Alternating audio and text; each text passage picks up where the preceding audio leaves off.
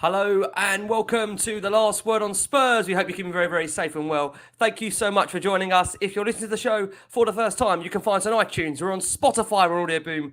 We're across a range of different audio platforms. We're, of course, on Twitter at Last Word on Spurs. We're on Facebook and Instagram too.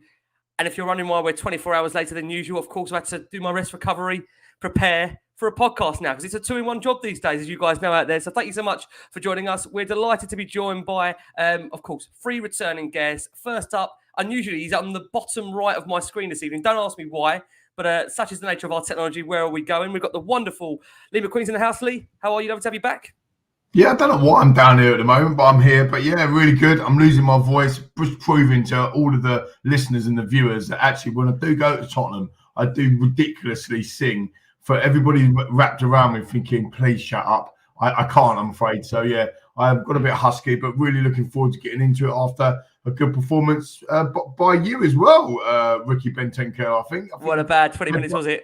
I don't disappoint. 20 minutes, that's all right.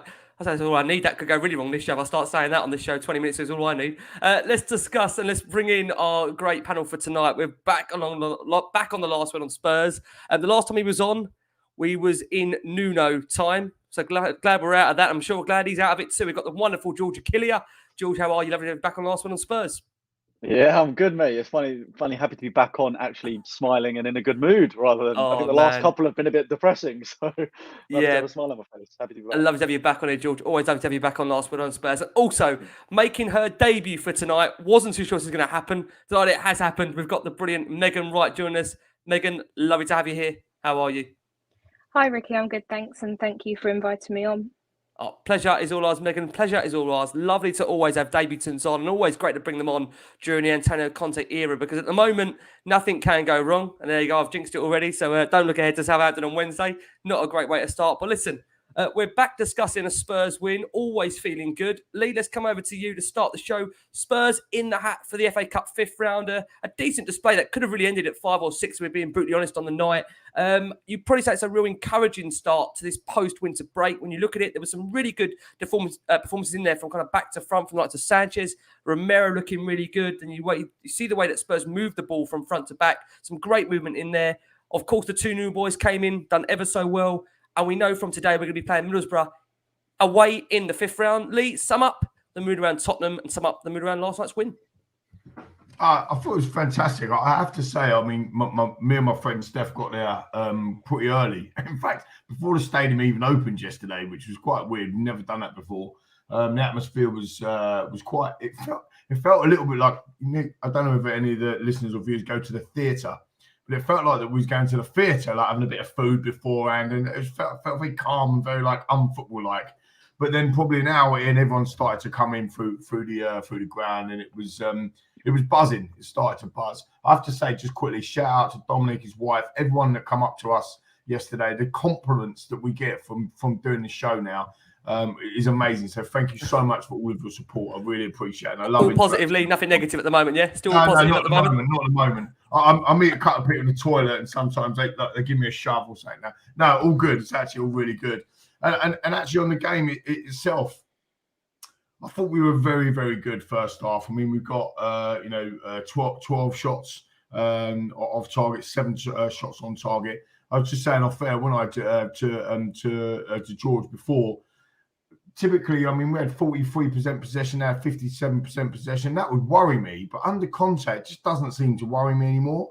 I think we're front foot while still counter-attacking. The pressing I thought yesterday was very, very good. And yeah, it's thoroughly enjoyable. One of our own, Jason's with Jace yesterday, he put a brilliant tweet out today to say Conte just made him almost fall in love with going back and watching football again. And, that's all you can want. And it's totally that. I mean, I see you're rocking some new apparel as well, Rick. Proud to wear it now. Of course, bringing it out now. I couldn't bring it out on the Nuno for certain reasons, of course. People might recognise who I was now these days. It is having that kind of effect on us, I think, as well. So that thoroughly deserved, in my opinion. Look, I think Basuma played fantastically well in the second half, which I'm sure we'll get into. Yep. Most of us want to sign him. And we did drop off probably 20, 25 minutes into that second half. But thoroughly deserved the win. And like you say, we're into the next round. And just before I will shut up a minute. I just want to welcome Meg personally as well. Absolutely fantastic to have you on, Meg. So absolutely lovely you on the show tonight. So it's going to be a good one. Absolutely, totally agree. And Blue Book, don't you worry, that'll be coming in due course. I'm sure Lee's got the stats in the bag to read out. But also, like I say, bringing it back around to George. George, love to have you back on here. Spurs, as we said, safely through to the 5th round of the FA Cup. Of course, Middlesbrough to come. George, I've got to say, that was a really good display from Tottenham. You know, plenty of positives in there. Rodrigo Bentancur, of course, looking the part with that 20-minute cameo. That little skill. Well, there you go. Kieran Coy says, far from perfect, but that was for him the most cohesive and promising display since the Poch days. Promising individual performances, and we see him a collective unit. Noting Brighton completely outplayed Chelsea in their draw back in mid-Jan. What did you make overall of that performance for you, George? Yeah, I thought it was great. I think what I noticed a fair bit is it seemed to be the players like Emerson or the sort of, you'd say, fringe players in the first team at the moment seemed to step up their game yesterday as well after the transfer window closed, because you heard obviously Conte's comments saying that Kulusevski could play right wing back, and obviously there's probably a lot more competition for those central midfield roles now. Even though we got rid of quite a few midfielders, those were sort of the style of midfielders they weren't necessarily what Conte uses in his systems, and also clearly were quite lazy and just didn't go to his plan. But now you've got 4 central midfielders that are all going to work hard for him, and they're basically fighting for 2 spots. So I think everyone's game sort of leveled up. And for me personally, seeing Romero back in the team was just, he was an absolute animal yesterday. Like, I remember the tackle on Lamptey when he just sat him down on the ground, took the ball out wide, and was like, it's so good to have that sort of quality in our back line, as well as the likes of Dyer and Davies may have been doing. There's always been some rocky moments with them there. So good to have those sort of players back. And yeah, I think overall pretty positive, and definitely from the get-go as well, which I feel like the last few games, a lot of the time, maybe the first half we won't start off as well and we sort of grow into the game. Whereas this time I felt we did great from the get-go. So yeah, positive all around.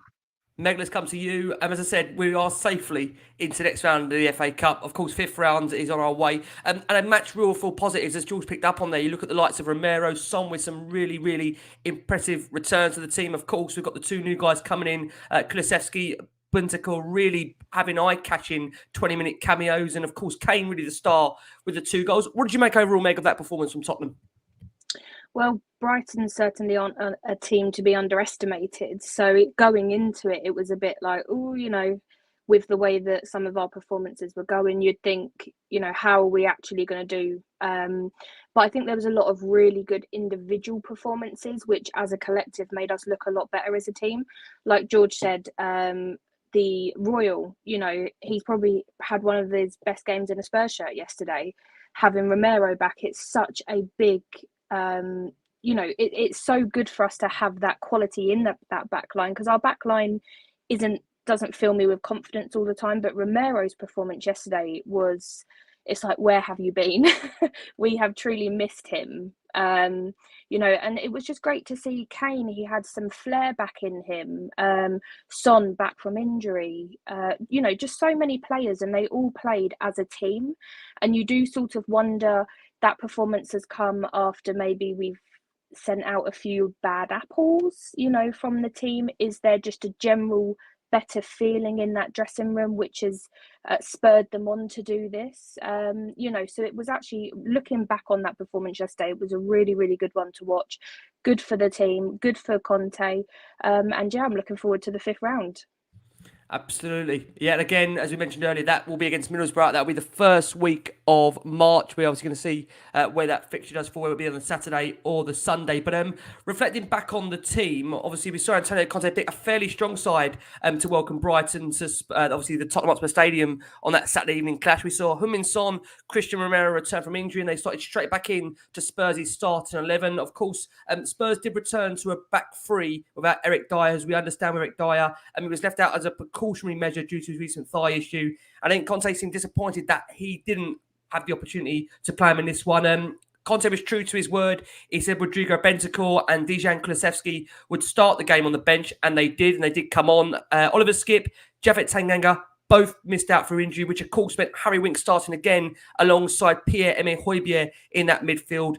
Emerson Royal starting at right wing back. So that team with Son returning up front alongside Harry Kane and Lucas Red Hugo Lloris, Sanchez, Romero, Davies, Emerson, Winks, Højbjerg, Reguilon, Lucas, Kane, Son, with a bench of Galini, Roden, Doherty, Sessegnon, Bentancur, White, Bergwijn, Kulusevski, Scarlett. Lee, team-wise, was that roughly what you was expecting? Did you expect us to go as strong as that?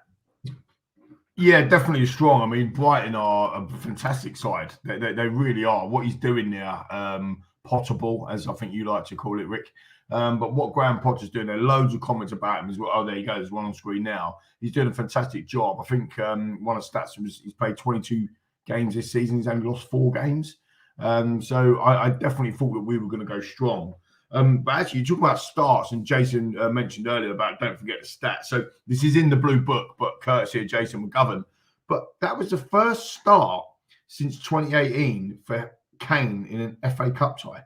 Can you believe that? That's unbelievable. In actual fact, I think we've only started crazy. in the last 17 FA Cup ties, which is absolutely incredible, considering we haven't signed a permanent striker since Fernando Llorente back in 2017. I think that's absolutely crazy stat. So nice one, Jace, for that. But the other stat that I want to talk about with that starting lineup as well, Rick, is which I find is absolutely incredible.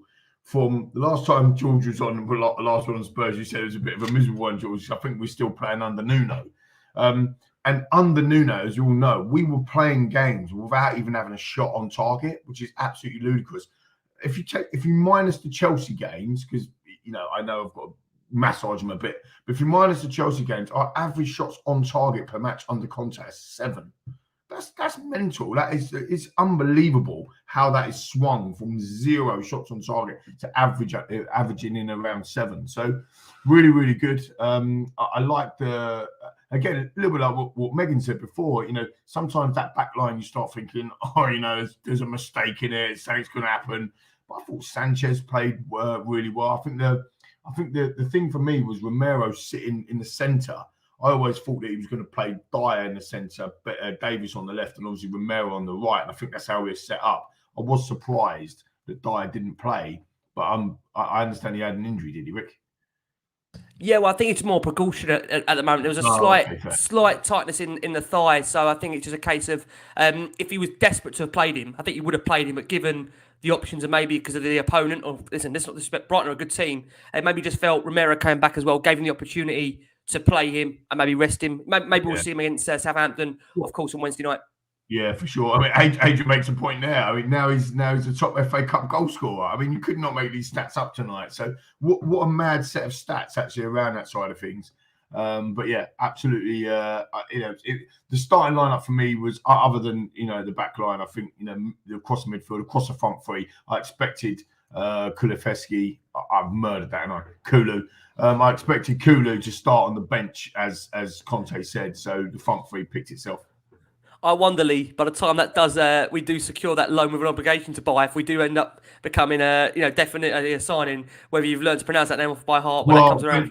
I watched Bentancur's first interview, and he referenced him as Kulu. So that's good enough for me. I will take that. I'll add that. I think a lot of people call him Kulu for the fear of getting his name wrong. So listen, depending on I think guests coming on here, they might follow that trend and just call him Kulu for the sake of that. Meg, let's come around to you. Let's start with, of course, Spurs, because beautiful goal from Harry Kane to get us underway. And it looked like moments earlier, that missed kick he had to put Spurs 1 up. I just couldn't quite believe Kane had missed it. I was in West Lower at the time, and I just thought that's a really big opportunity gone. But listen, we got one straight away. Beautiful Kane finish. And what everyone tells me, of course, as we all know, that was vintage Harry Kane, wasn't it? Vintage Harry Kane, that goal. Yeah, absolutely. I think we've seen some shots previously with Kane quite recently where you think Harry Kane buries that every time. In his top form, he buries that shot.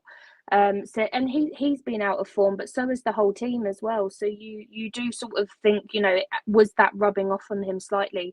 But it was so good to see him get a goal like that because, like you said, that is vintage Harry Kane. And that will only help his confidence going forward. And I hope that, he is looking more braver when it comes to taking shots. And, that was a really, really nice goal. And I hope he carries on that form. Let's go back to you, George. I think Harry Kane, listen, I think we discussed him of course, all seasons we do on Last One on Spurs. I think you as well at the time, doing obviously Last One on Spurs. I think that West Ham game, I think many of us were just kind of concerned as to where Kane's season was heading. But we'll talk about Kane in a bit of a bigger segment later in the show. But just on the goal, George, for you, is that prime Harry Kane, full confidence Harry Kane there with the way he took that goal? Oh yeah, 100%. It reminds me of one of the goals he scored against Arsenal at White Hart Lane. The goal against Leicester as well. I think maybe last season as well. It's just we've very rarely seen him this season pick the ball up on the edge of the box and just decide to have a shot.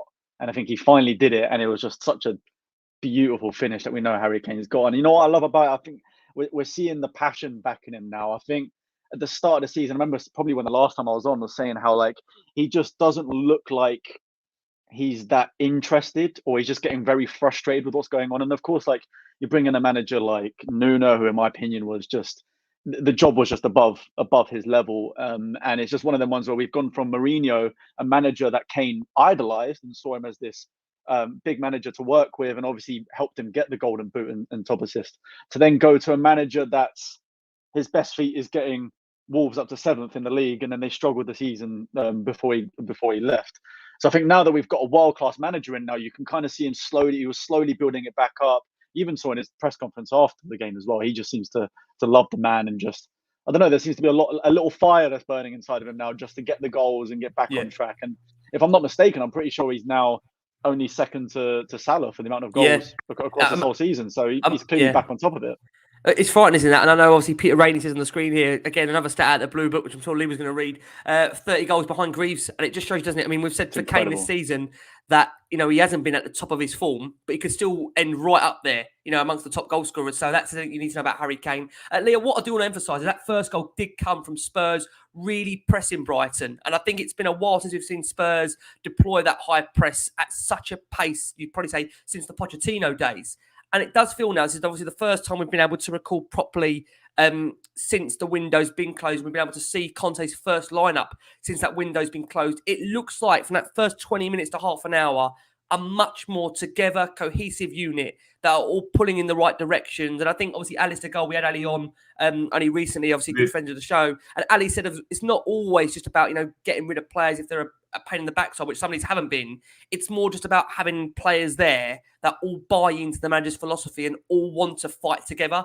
And I think you can see that in that first half an hour, the way those players pressed as a team, as a unit. If we can carry that on for longer, then we've got a brilliant chance this season of finishing the season strong and also finishing in the top 4, because Brighton are no mugs. They're a very good side. You know, Graham Potter's got them playing some wonderful football. And by all accounts, we know Graham Potter was maybe offered the Spurs job on more than one occasion. So we shouldn't discount just how good a performance that was, especially in that opening half hour, 45 minutes.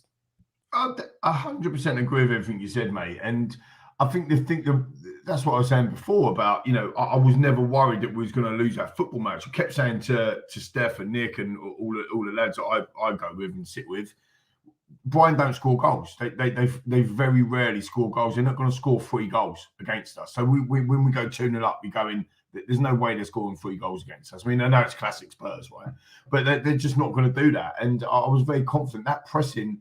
Actually, if you watch that goal back, that Kane goal back, Son presses. It's just having the presence of being there. He doesn't nick the ball. He doesn't actually do anything.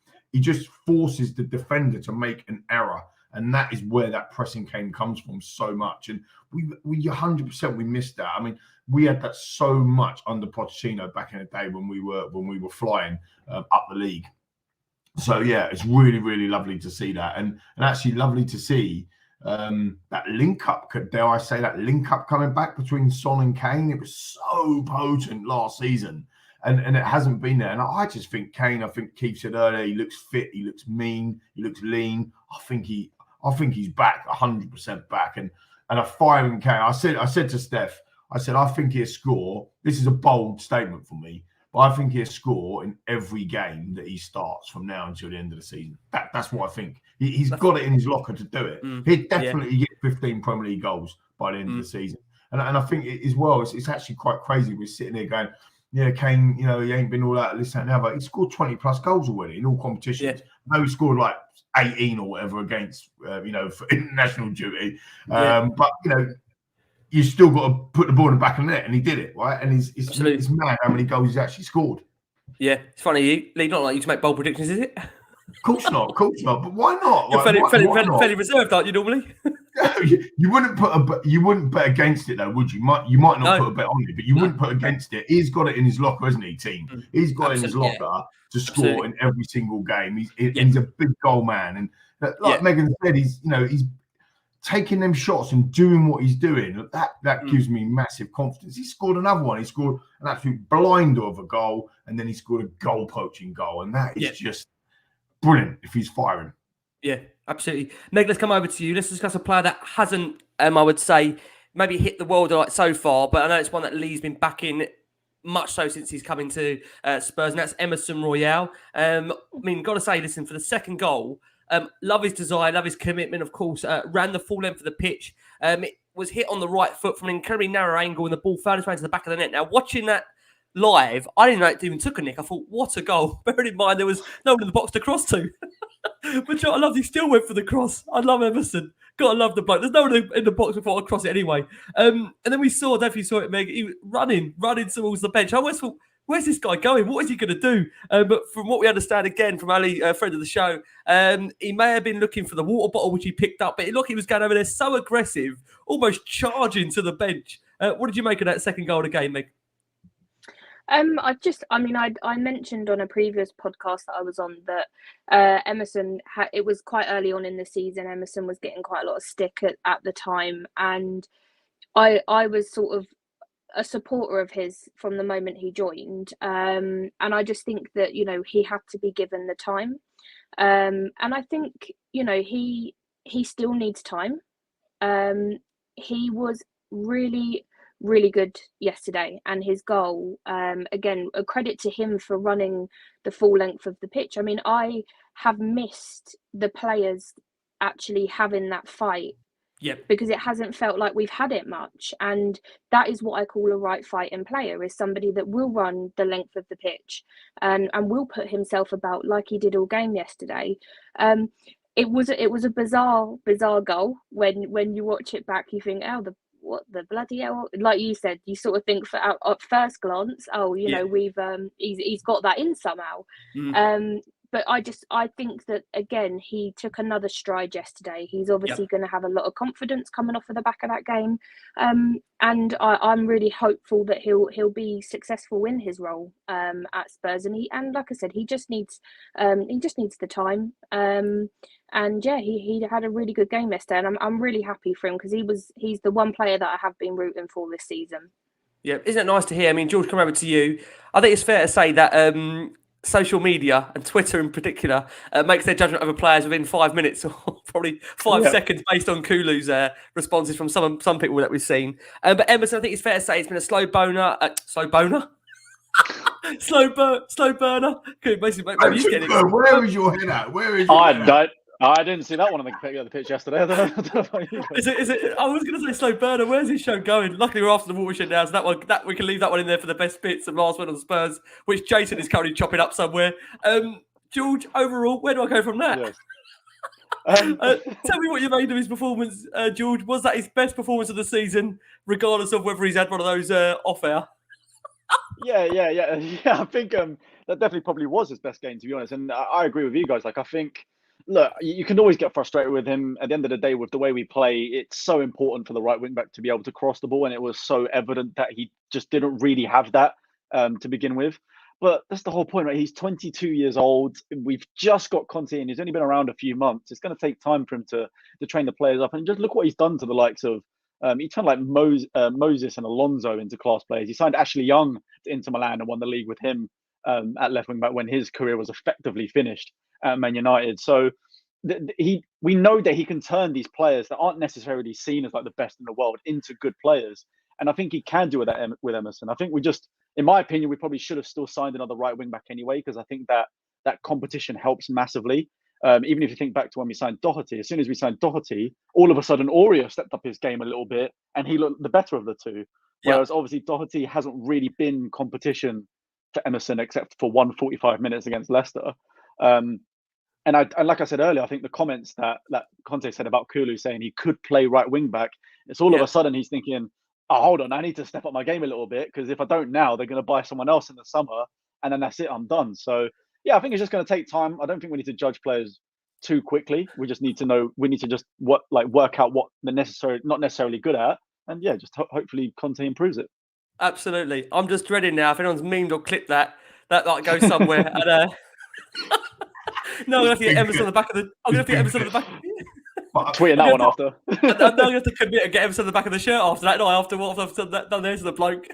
I've got to have my 2 pennies worth on Emerson, Rick, before you move on, because you know please get it in there so people can forget about what I've said, please. I know, I'm trying to get you off the hook here, mate. So, friend of the show, Alistair Gold, tweeted yesterday a direct quote from Conte, which was said this on Emerson Royal. He needed that goal. His performance was really top tonight. Don't forget, he's 22 years old. He's come here to play in a new league, another league. It's not simple to score goals. Very important for his confidence. And as Megan said, and obviously George, you just reiterated, so many people jump on the fella's back. On January the 3rd, 2022, I tweeted, Emerson is 22, never played right wing back before, and never played in the best league in the world. He's played 10 games and recovering from COVID. Give the fella a break. And he had his best game yesterday for sure. I think our amazing boss said the same thing. Funny story, just quickly to finish off Royal. I was chatting to, obviously, my mate Steph, watching the game with him yesterday. And I said, the thing is with Royal, he's not going forward that often. He don't really go forward that much. And then he goes and scores that goal as well. So absolutely brilliant. So look, like everybody, I hope like everybody, I want everybody that plays in our shirt to do well. Every single person. And, you know, I think it's just really difficult to judge someone after basic. At the time, it was like 10 games that he'd played. And like George, as you said, this coach, I think I keep coming back to this. This coach is absolute world class. The geezer is amazing, and he can get another 10, 15, 20% out of any of the players. He's Ben Davies. I just want to say, absolutely outstanding, the player. Yeah, I mean, another solid performance from Ben. Who would have thought that? Everyone, most people wanted him gone, including you, Rick. Cheers, mate.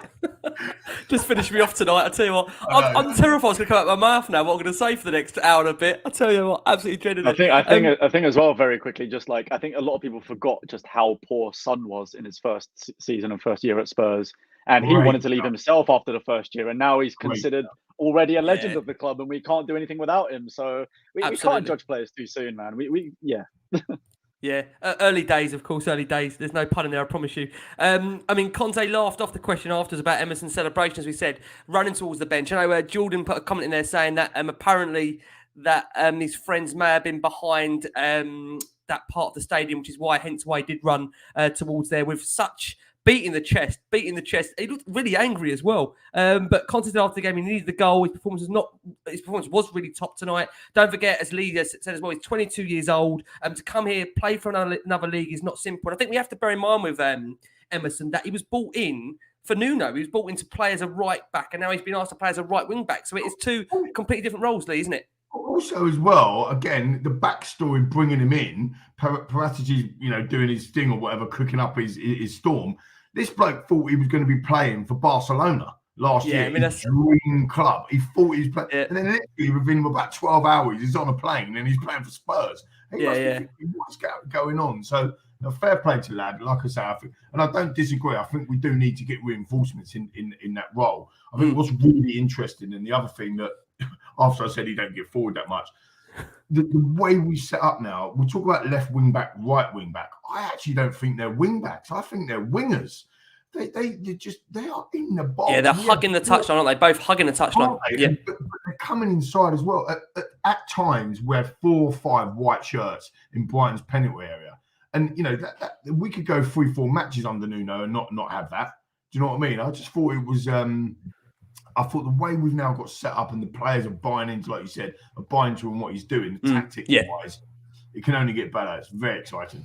Absolutely indeed. We are going to go for our first break of the show for our listeners that are on audio. For our watching audience on YouTube, nearly 700 of you watching us live. As always, thanks so much for all your support. Really appreciate it. On an evening where I'm absolutely terrified of what's going to come out of my mouth next after discussing Emerson Royal. Where did that come from? You've got to be hitting the like button after what Rick's just said. That is literally like cracked everyone up. Hit the like button, people. Come on. And that wasn't deliberate, I promise you. I mean, there's lots of things that come out of my mouth that I don't mean. That was one of them, but I don't know where that was coming from. We did see before the end of that first half, Webster stamping on Reguilon's Achilles and pushing him. No yellow card or warning for the Brighton man, which is a little bit concerning based on the fact we do have VAR in the game. But then, listen, we've seen VAR and the way it's been deployed this season, so maybe we shouldn't be surprised. But second half, we'll start with Meg. I mean, Meg, this really was the first time that Lloris was called into any real kind of action. It came 5 minutes into that second half when he made a really good reaction stop to push away a heavily deflected Basuma effort. And you just got a feeling that, the Brighton fans, and I'll be fair to them, listen, you've got to credit them, to make that travel on a Saturday evening at 8 p.m. kickoff. You've got to give them some credit. I know they made a lot of noise, quite annoyingly at one point, of course. It looked like it was going to maybe kick off between the two stands there at one point. But, Meg, Brighton back in the game. But before that, Hugo Lloris pulling off a really important save. Did you just feel, Meg, at 2-0 the game, it wasn't dead? Did you have that feeling that we would have needed that third and fourth goal? I'm a Spurs fan, so I definitely think that. But I would like to give him a special mention to Hugo Lloris, because what a player he has been this season. Seriously, probably been one of our best, if not our best player this season. So I feel a little bit more optimistic when he's in goal. I did feel at points they could probably get back into the game. But like Lee said earlier on in the show, Brighton aren't a team that score many goals, though they're a really good team. They don't score many goals, so you would hope to think that we would be safe at 2-0. And then, of course, they did get the one back. But I didn't feel too confident at that point, just because you know how it can go with Spurs. It can go one of two ways. You can either concede 3, or you could see the game out. So it was good to know that we had the confidence to see the game out and to still push to get that third goal in the end. We didn't sort of sit back and curl up like we maybe used to. But yeah, I mean, Hugo with a fantastic save like he keeps doing for us. Yeah. So he's been a fantastic player and he's kept us in many games. And if he hadn't have saved that yesterday, maybe it could have been a different second half, because it was so early on in that second half. Absolutely, I totally agree. And we did see him make another important stop to deny Malpe just after Spurs' third goal, and also made a late save at the second attempt to deny Danny Welbeck. Before we discuss Brighton's goal to get them at one point back into the game, comment on the screen and come over to you, George. Jerome asks, what's your thoughts on Lamptey? I think it looked very good for Brighton, and Spurs should definitely go from him in the summer. I think, again, from what we understand, he is a player Spurs are tracking. What did you make of his performance, George, watching him up front, live, close and personal? Yeah, I mean, look, he's a player that impresses me massively whenever I see him play, and I think yesterday he did well to sort of attack us, and he's one of those wing backs that, like Lee was saying, that actually does pretty much play as a winger for Brighton. So that'd be great going forward for us. But I think Romero showed his class in a lot of occasions, and even like Davis and Regan as well did well to sort of shut him out in quite a few occasions. But again, the only worrying thing I have about him is he's already got a serious injury issues with his hamstring, I believe it is. He's already been out, I think, 3 quite lengthy spells because of it. Yeah. Given how young it is, that could be a big problem, especially as Brighton supposedly want 50 million for him. But look, we want a player that we know can do well in the Premier League. He looked amazing against Chelsea. And there's not that many options for that position that we would be able to buy that would improve us, that has already played in this league. So I still think it'd be a great player to buy, but big question mark over his injuries. Yeah, it's interesting. I'm just reading the comments here. I know many, again, Lamptey already, as you would expect with this show, because of the amount of viewers we're getting, we're so grateful for that, already dividing opinion. I know many seeing and looking the likes of Jed Spence, who had, again, good performance for Nottingham Forest. We understand that Paratici may have been at that game to watch him personally, as well as another Forest player, which I'm sure people will remind me who that was. I'm sure you'll let me know in the comments who that other Forest player was that Paratici was watching. But Jed Spence looking really, really impressive. What do you reckon, Lee? Coming over to you, we've been linked with a couple of Forest players and obviously Lamptey as well. Do you have a preference? Because I know Spurs will be probably now turning their attentions to the summer and looking at that right wing back spot in particular. as one area that, of course, we would like to improve upon. Johnson is there. Jason's is there. Johnson as well, a player that we're looking at. Bloody hell, Rick, you having a laugh, mate? It's 5 days since the transfer window shut, and you're talking about getting transfers in. I mean, you love a transfer. Jerome brought it up. It wasn't my fault. Yeah, look, you know, from day one, I've banged the Lamptey drum. I think he'd be absolutely fantastic for us. I think George makes a really good point there about his hamstrings. That's something to watch, but I think he's made for us. I think he'd be brilliant in a Tottenham shirt. But like you said, Spence has done some really good stuff. And I was only talking to my father-in-law earlier today. He's a Chelsea season ticket holder, unfortunately for him. But and he was saying, like, why don't clubs go down to the lower leagues and start bringing players out from the lower leagues a lot more? Because, you know, sometimes we always go overseas and find these players overseas or whatever. But you look at, you know, Dele Alli, who's obviously just left our fantastic football club. You know, we paid $5 million, as we all know the song. Was it Carl Walker? Carl Walker, of course, came from one of your favourites, Carl Walker. Yeah, exactly. You know, some of the players, they are there. I think Jed Spence is definitely one that we're interested in as well. So, look, I'm not massive on transfers, as you know. I leave that to the others. How many transfer shows did you do? I did quite a lot, didn't I? Yeah, I know, crazy. Even hosted one at one point.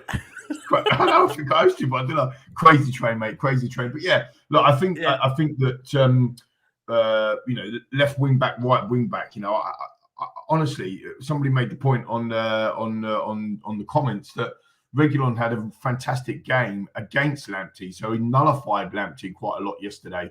And you know, again, pushing right up front. Sometimes we had four up front, and it's lovely. It's great to see. Yeah. I love it. Yeah.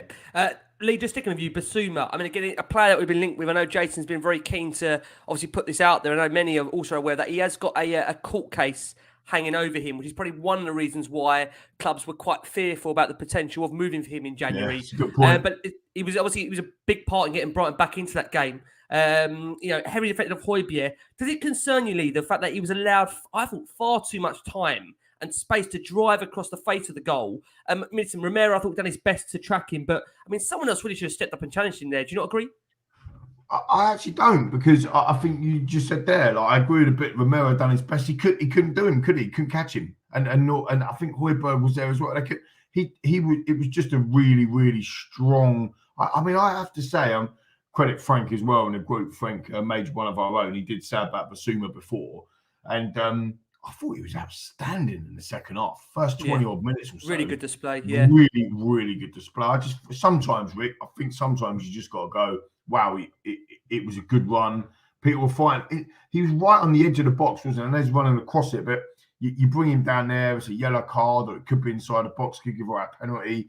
You know, Romero couldn't catch him. He couldn't.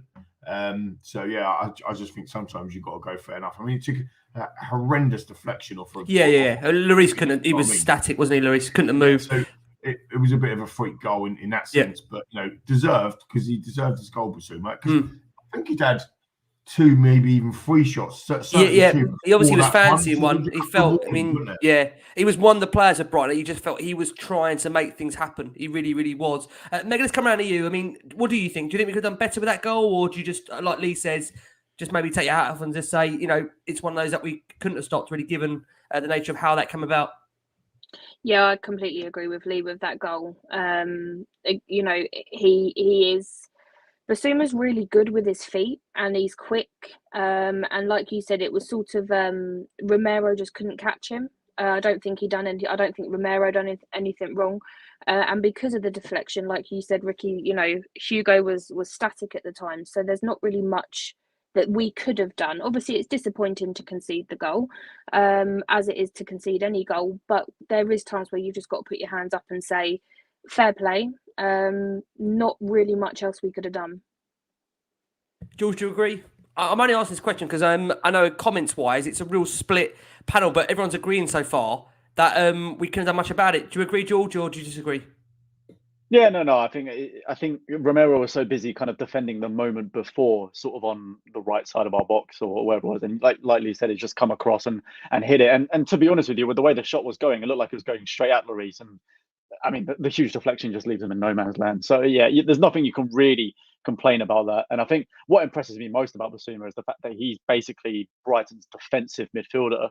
and he gets forward so much and has these opportunities. He's got a lot of class about him. But I agree with all the comments about just need to wait and see what happens with this court case, because obviously no one wants to be signing that sort of thing into their club. But if everything's all clear and it's all been false and whatnot, then definitely I think a top target for the summer for me. Yeah, no, obviously, I mean, that's clear. That's apparent. I think that's denied him the move because everything about Basuma from a footballing perspective screams that obviously he's an improving player, that you do feel it's only a matter of time. Provided, like you said, that court case does come out to be obviously him cleared, that he will eventually move up the chain. But it's, again, a case of waiting and seeing. Lee, let's come to you, because the great thing about Spurs' sides under Conte is there's that real, as you've described, mentality now and belief that we can recover from a moment of adversity. And that's exactly what we did. We hit back straight away. A terrific run from Son that would echo memories, of course, of the run that he did for the goal against Burnley, which won in the Puskas Award. Wonderful run at the pitch. And it ended up with Harry Kane sliding the ball home for his second, Spurs' third. And I think there was a real feeling of ascendancy there that, once we got that third goal, even though Meg says we're Spurs fans, we could relax just that little bit, Lee. Do you agree? Yeah, it's interesting actually, because Megan touched upon a point before about kind of when, in the past we've been a little bit kind of frail and that sort of stuff, and us Spurs fans, we know that can happen to us.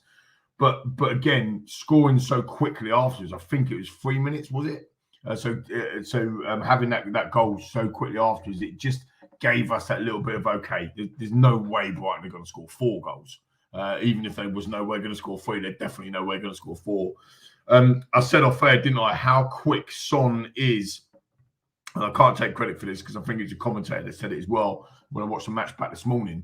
But he almost runs faster with the ball than he does without the ball, which is quite crazy, isn't it? It's like he comes alive as soon as that situation. You're thinking to yourself, something's going to happen here, and that's what makes you kind of get off your seat. And that's why I love Sonny. I think it's fantastic. And then for Kane to have I say dirty goal, I don't mean it to be dirty, but like a bit of a scruffy goal, a poacher's goal. He scored an absolute peach at one end and then a scruffy poacher's goal the other end. And yeah, I think it's fantastic for him, for the club, the way he was celebrating after the Leicester goal. For me, the Leicester game, when Bergwijn scored them 2 quick goals, that said everything, that he was back amongst us all. And now seeing him strut around the pitch, clapping us and celebrating, and that sounds weird. He's had a haircut as well, to be fair. It's always that's obviously very, very key, as we know.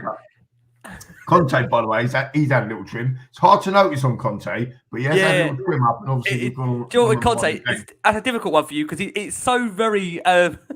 It's not severe. He's definitely had a little shot, Rick. A little. The clips have come out. Yeah, playing with smiles on their faces. The players knowing what to do, enjoying their football, playing with smiles on their faces. It is a huge, huge thing, and that all of us can identify. Whatever work we do, whatever job we do, if you're going in grumpy, moody, not wanting to be there, 5% of your performance is going to drop off. And actually, regardless of what role you do, it's going to affect you. It just, we can see it on the football pitch when it happens to a player. And at elite level, 5% drop off is ridiculous. I mean, it's like, you're dropping a bag of sand on your toes. So I love the fact that they're celebrating as well. That is the most, it's really rewarding for me. It shows that there's a big togetherness there for me. Yeah. Maybe let's come over to your Matt Heung-min Son, because again with Son, I think we've seen with Sonny that he goes through almost periods, doesn't he, where he gets a goal glut and then he goes fairly quiet. But it felt like last night again was Son back with full energy and desire. Of course, coming off the back of an injury as well, that obviously would have taken some time to recover. But obviously won the ball back for the move for Kane's opener. He had his own big chance before the hour mark. Again, wonderful run for Spurs' third goal of the game. Do you think, again, it's really key to remember with Son that he doesn't just contribute goals-wise, but overall as a team player, he's massive, that dressing room, isn't he? Yeah, he is. I mean, obviously, he's been a little bit disappointing this season for me personally, just because we know what he's capable of. But he really does put himself about on the field, and that's, he'll drop back, he'll be in the final third, he'll make those quick accelerating runs that could lead into something, might not, but he's showing that he has that fight in him to make that run. And I just can't help but feel there's been a massive shift in the mentality of the team. since this transfer window has closed.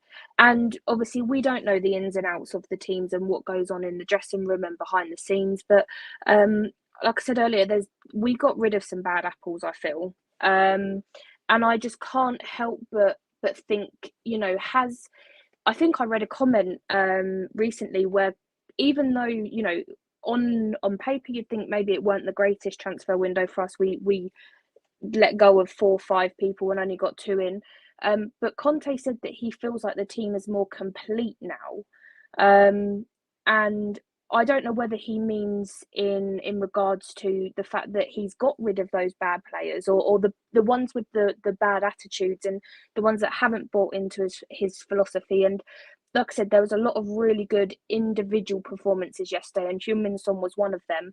And I just can't help but link it back to the fact that there's been a shift in the mentality. There's been a shift in Kane in recent weeks with, like Lee said, his celebrating against Leicester. He just looked to have that fire back in his belly, the passion, which Spurs fans have really wanted to see from him. After all of that dodgy stuff back in the summer, we really wanted to see that fight and passion from him again. Absolutely. And the same with Son. Son blows really hot and cold. I find in some games you'll hear from him, some games you won't. But then we've had a lot of that recently from other players like Kane, like Lucas Moura.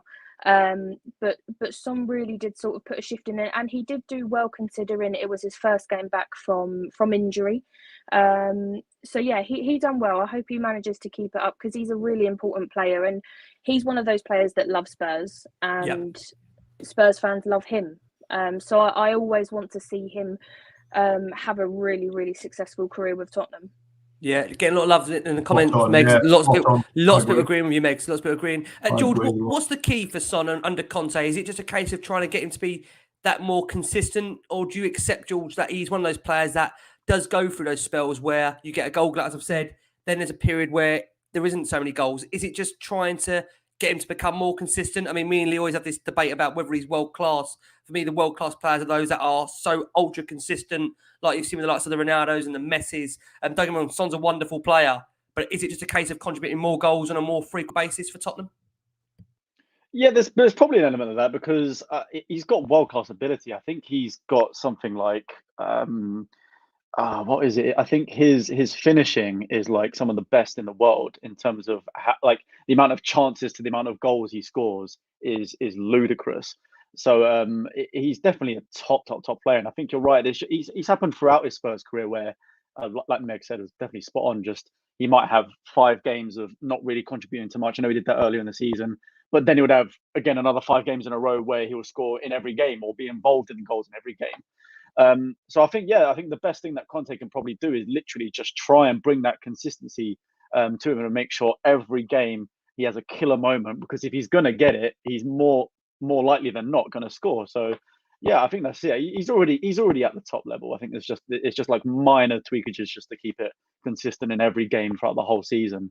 But yeah, man, what a player! I just love him so much. I wanted to be with us forever. So, of course, no, listen, he's wonderful. Conte after the game said on Son, he's an important player for us, decisive. I wanted to give him 65 to 70 minutes because when you come back from a serious injury, I prefer to manage Son and also Romero, who we are going to touch upon. But Harry Kane, just touching on Kane, obviously that goal now for him. It's a first domestic double for Kane since April. As we discussed, he moves to 2 3-6 goals for Tottenham, 30 shy of Jimmy Greaves' all-time record. And as George touched upon earlier, 15 goals now across all competitions this season. I think Mohamed Salah, 23, is the only Premier League player with more. 8 have been under Antonio Conte.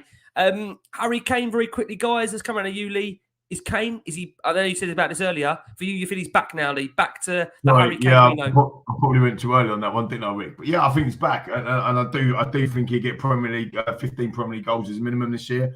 I think he has, I say again, I think he'll score in every game that he starts. I think he'll score every single game from now until the end of the season. He's got that in his locker to do it. I fully believe in him. I think he's one of... The only disappointment, I'm going to put a little bit of negative on this. The only bit of disappointment is we don't sing his song enough in the stadium. So, team, I'm having a bit of a rallying cry, right? When he scored the absolute worldie that Megan Wright said earlier, right, absolute peach of a goal, yeah, we got a bit of he's one of our own for a couple of choruses, right? When he scored the third one, which basically put us into the 5th round in the FA Cup, no one's. I mean, that's why my voice is a bit hoarse because I'm standing, come. I'm on my own. I'm thinking I'm one of my own. I'm singing on my bloody own. Like, come on, if that song's not good enough for him anymore, let's get a new song for him because this bloke, literally world class. He's an absolute Tottenham legend, and he is one of our own. And to be 30 goals behind the greatest ever in terms of Jimmy Greaves, that's ridiculous in itself. Yeah, no, if we don't want to sing one of our own anymore because he kissed somebody else in the summer, but now he's come back or whatever it is, he's flirted with somebody else, and you don't like it, then let's think of a different song then, right? Because ultimately he deserves a song sung at the highest level at our amazing stadium, in my opinion. So there's my little bit of waffle. There was me thinking, I know you so well. I thought you were going to say, I don't want to be negative, but why is he not putting coys at the end of his tweets? Oh no! I think that's coming back. Look, you know the information that we got on the channel, and I said it back in the summer and all that sort of stuff. There's no qualms about him leaving in the summer. Don't even worry about that. And we need to cherish him. It reminds me a little bit, if I can say this from another rival club, but from an England perspective, it reminds me of Wayne Rooney, in the sense of everybody revered Wayne Rooney when he first come on the scene, and then you just expect it, because you just expect it. So then people just stop talking about it. People just stop singing his name or worrying about to become the England's top goal scorer of all time, and people just whatever. And it's kind of you won't realise until he's gone or until he's retired or whatever, then you think, holy moly, this guy was amazing. We've got him right now, not Wayne, obviously, Kane, and Wayne and Kane. There you go. Wayne and Kane. And we need to celebrate that more. We want him celebrating goals, as Megan said as well, and running around and loving the passion. Let's get passionate back about with Kane. Yeah, I agree. Just after the game, Conte said on Kane, coming over to you, Meg, that his attitude, his commitment for the team is the most important thing for us. To score 2 goals, he's the number 9. He's used to scoring. We're working on the physical condition to improve his physical intensity of the team. He's happy for him. I think we have to bear in mind with Kane that, as we saw in the early part of the season, Meg, he was dropping very, very deep. And I think Conte says to him, look, your best ability is scoring goals. We want to see you right in that box. And to be fair, you've obviously seen, Meg, a massive difference since Conte's come in. Do you think Kane's head is now totally with Tottenham? I think with his recent actions, absolutely. The way that he's playing, the way that he's performing, he's conducting himself. I mean, Harry Kane is what you call a top professional. From on and off the pitch, and players, we've got quite a young squad generally, and the younger players will be looking up to Harry Kane, and we all noticed obviously there was a real big dip in form for Kane at the start in the first half of the season under Nuno, and you were sort of starting to think, is this because he wanted the move? Is he sort of turning his back on Tottenham? And those questions were flying about. But under Conte, like George and Lee have both said, world-class manager. Kane will get that similar feeling he got from Mourinho with Conte, because Conte can win us trophies. If we back him and go in that right direction, he can win Harry Kane some trophies. And like I said, there has just been a complete shift in the mentality with Kane, I find. And he doesn't, you sort of look back on it, and his celebrations against Leicester at the end of that game, it actually just shows that he does love Tottenham. He loves the fans, and the game yesterday, I think he is slowly getting back to his best, and that's what we need. Because I sometimes feel when Kane's off form, the whole team's off form. Yeah, very true. And he's not dropping as deep anymore either. Yep. He'll sometimes drop deep to be that little bit of a creative player. Maybe set Son up. But he's a goal scorer. He needs to be in that box. Totally agree with you, Meg. I really, really do. No, absolutely spot on. George, we saw some changes, obviously, subsequently with that Kane goal going in for our third. We saw the double change for Spurs. It was a debut for DJ and Kulusevski as he replaced Lucas, and Bergwijn came on for Son. We then latterly saw Joe Rodon coming on for Christian Romero, who was, again, as we said, cramping up towards the end of that game, but really impressive upon his return to the team. And then we saw Rodrigo Bentancur come on to make his debut, replacing Harry Winks. We'll start on one of our new debutants, and that was Kulusevski, who, when he came on, I thought his movement was really good to begin with. We saw him constantly checking over his shoulder for spaces and gaps of where to exploit and going between the lines. I think he's already shown that he has got that real attacking eye for goal. Surprised to say that, as usual, Twitter, social media have taken their verdict in the space of 2.5 minutes, 5 minutes of the player. Some feel that he might not be able to make it. I mean, George, listen, he's had 20 minutes today. 20 minutes yesterday. Honestly, sorry to interrupt. Are you serious? It's mental, isn't it? But it makes me laugh. 20 minutes. Honestly. 20 minutes. Come 20 on minutes. here, come on the show and tell us what are you watching? Seriously. Yes. You think that after 4 minutes of him being on the pitch, he ain't gonna make it? Do me. I thought it was. I thought it was really good. I thought it was really impressive for a first obviously appearance. He set up, of course, Bergwijn for a great chance. He needed an assist as well to come on. George, what did you make of Kulu's debut? Yeah, I mean, look, I agree about the element that the people are complaining about in the specific game yesterday, but the fact that people are saying he's done, he's not going to be good enough is absolutely ludicrous from 20 minutes. It's like they're just trying to get such an outlandish statement just to begin with and try and predict this guy's career in the first minute, which is crazy. But you have to admit, when you call it, like in the game specifically when he came on, he was a bit slow in his movement, bringing the ball up the pitch. But I think that's probably Conte telling him, look, don't be too risky. We obviously want to see out this win. We want to get through the next round. Just do what you did best. And you're right. I think what he did do well is every time he got the ball, he did have his head up. And his first instinct was to try and find an attacking ball forward, which, like you said, should have got an assist. But I mean, I don't know how Bergwijn has not buried a chance from 8 yards out. Like, he smacked over the bar, so should have got an assist. When you also think of the pressure of the Leicester goals, the pressure of scoring those two, and then suddenly to have it on a plate like that, it doesn't make any sense, does it, George?